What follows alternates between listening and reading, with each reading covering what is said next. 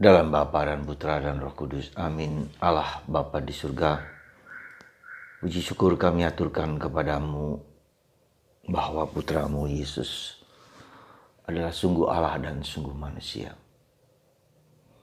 Ia mengalami apa yang kami alami. Bahkan ia mengalami penderitaan yang jauh lebih bengis daripada yang setiap hari kami alami. Di mana kami tidak jarang mengalami penderitaan salib, duka, nestapa yang seringkali kami anggap begitu berat. Tapi Yesus sungguh-sungguh mengalami itu, bahkan dia dimakamkan seperti semua orang dimakamkan meskipun dia tidak berdosa. Bantu kami ya Bapa untuk menyelami misteri penderitaan. Sebagaimana kami memahami Yesus hari ini dimakamkan di kubur. Terpujilah namamu kini dan sepanjang segala masa. Amin. Saudaraku terkasih dalam Kristus, saya mau mengajak Anda untuk merenungkan hari yang menurut saya hari yang penting juga kita renungkan, di mana Yesus dimakamkan. Sekali lagi, dalam Trihari Suci ini kita diajak untuk merenungkan identitas Yesus yang sesungguhnya. Dialah Allah 100%, dialah manusia 100%. Sekali lagi, Yesus adalah 100% Allah dan 100% manusia. 100% manusia, dia mengalami sungguh-sungguh apa yang secara keji dialami oleh tak seorang pun manusia kecuali Yesus. Saya mau menambahkan satu dua hal kaitannya supaya kita bisa meresapkan Yesus yang dimakamkan, ya, di titik nadir, di titik tanpa harapan, di titik kosong, di titik kerendahan hati yang terdalam itulah. Kemudian Tuhan intervensi dalam diri kita, dalam diri Yesus, mengangkat, bangkit, mulia, jaya, dan hadir di dalam kehidupan kita sekarang ini. Saudara, beberapa info yang saya dapatkan. Anda ingat ketika Yesus dia disalib, ada seorang, dan Yesus kesakitan, ada seorang perwira, ada seorang tentara yang mencucukkan dengan air cuka ke mulut Yesus. Katakanlah itu seperti spons gitu kan. Tetapi sebetulnya spons itu apa? Supaya Yesus, dan itu ditolak oleh Yesus ketika Yesus mau dicucukkan supaya tidak sakit badannya dengan cuka itu.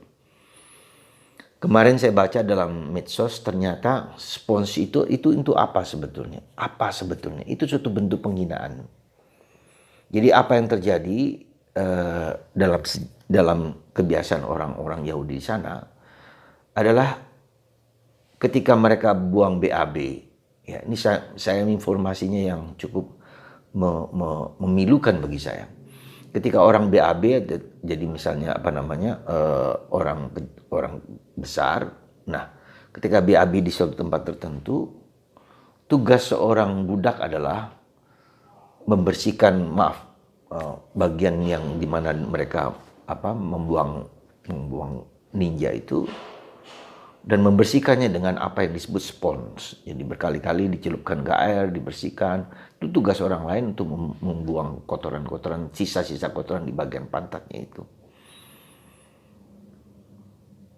Jadi gambaran inilah yang sebetulnya yang spons itu yang kemudian untuk membersihkan bagian sisa-sisa kotoran manusia itu, dibersihkan lagi, dicuci lagi, dan seterusnya. Dan itulah yang sebetulnya dipakai oleh orang tentara itu, ya, untuk dicelupkan dengan cuka, dimasukkan ke mulut Yesus untuk mengatasi rasa sakit yang pedih itu. Saudara, saya hanya mengatakan begitu keji penghinaan terhadap Yesus, penghinaan terhadap kasih Allah yang melimpah, belas kasih Allah yang begitu besar, begitu agung, begitu mulia, ditolak oleh manusia, ditolak oleh kita. Ketika saya membaca itu, saya terenyuh. begitu hinanya Allah ditolak oleh manusia. Itu yang pertama. Yang kedua, ketika Yesus disalib, ada kejadian yang menurut saya perlu kita renungkan dengan baik. Itu adalah tentara itu, centurion itu menusuk dadanya dan keluarlah darah dan air. Tentara itu yang kemudian disebut Longinus. Jadi ada lembing yang ditusukkan ke ulu hati Yesus dan mengalirlah darah dan air. Gereja melihat darah dan air itu adalah lambang sakramen-sakramen gereja.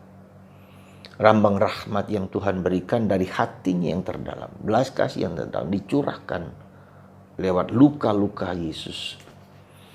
Jadi luka-luka Yesus di tangan, di kaki, di kepala, di tubuh, di raganya, dan di lambungnya.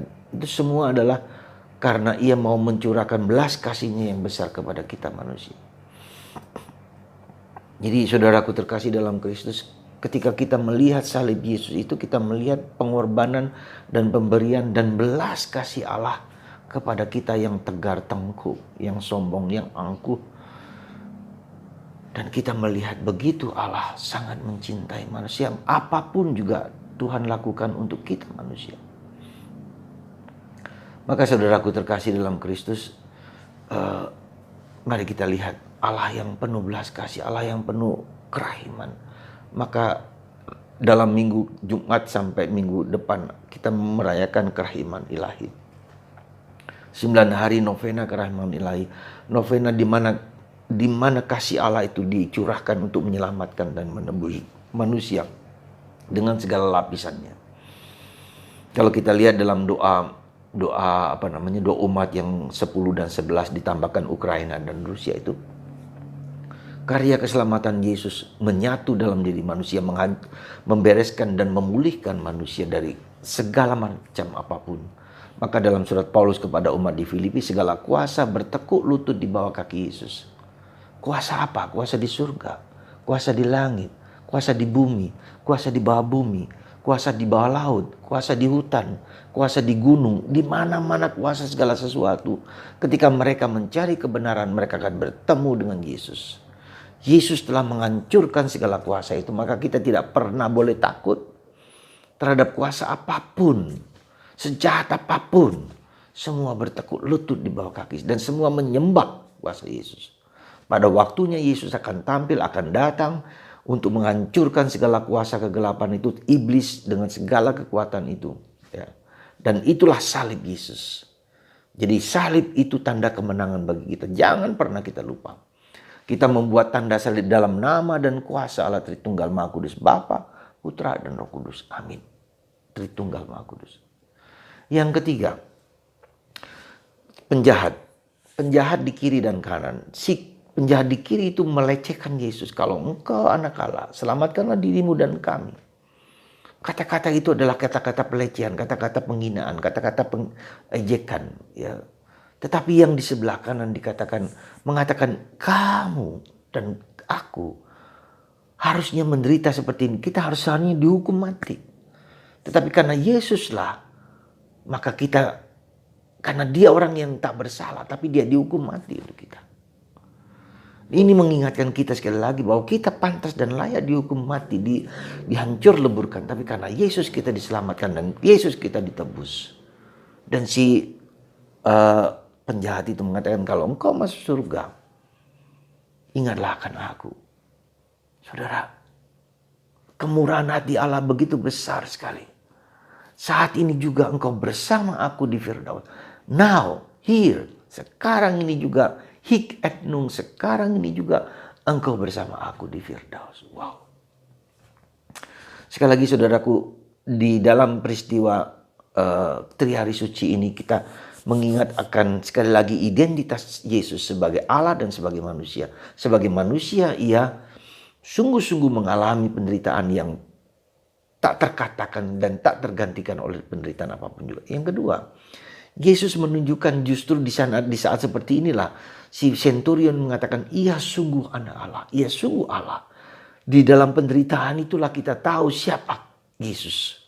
Demikian juga dengan kita. Ketika kita menderita, semenderita-menderitanya, disitulah siapakah aku. Bukan aku sebagai manusia, tapi aku sebagai anak Allah yang menyandarkan segala sesuatu kepada Tuhan. Dan di saat itulah kita berada dalam titik nadir, titik ketidakberdayaan, titik kerapuhan, titik kehancuran. Seperti Yesus dimakamkan, itulah titik di mana manusia tidak mengandalkan dirinya sendiri, tidak mengandalkan Tuhan, tidak mengandalkan kekuatan, tidak mengandalkan uang, hanya mengandalkan kerahiman Allah. Dan itulah besok dalam kebangkitan Tuhan Yesus intervensi supaya dia membebaskan kita, menghancurkan kuasa dosa, dan menyelamatkan kita bukan hanya di dunia ini, tetapi juga di dunia yang akan datang, keabadian.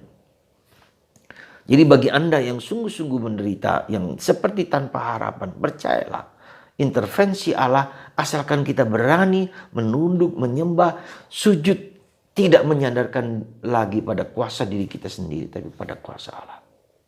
Semoga saat ini Anda dan saya sedikit merenungkan kematian Yesus, ketidakberdayaan Yesus sebagai manusia. Tapi Allah menerima pengorbanan Yesus. Menerima pengorbanan Yesus. Dan Tuhan membangkitkan dia dari mati menjadi Kristus, menjadi Allah yang menyelamatkan dan menebus kita semua. Mari kita merenungkan Sabtu suci ini, Sabtu hening ini, untuk melihat kita nothing. Kita serahkan segalanya kepada Yesus, kepada Allah. Semoga Anda memasuki misteri Sabtu suci ini, Sabtu hening ini, dan mengizinkan Tuhan mengubah hidup kita dalam nama Bapa, Putra, dan Roh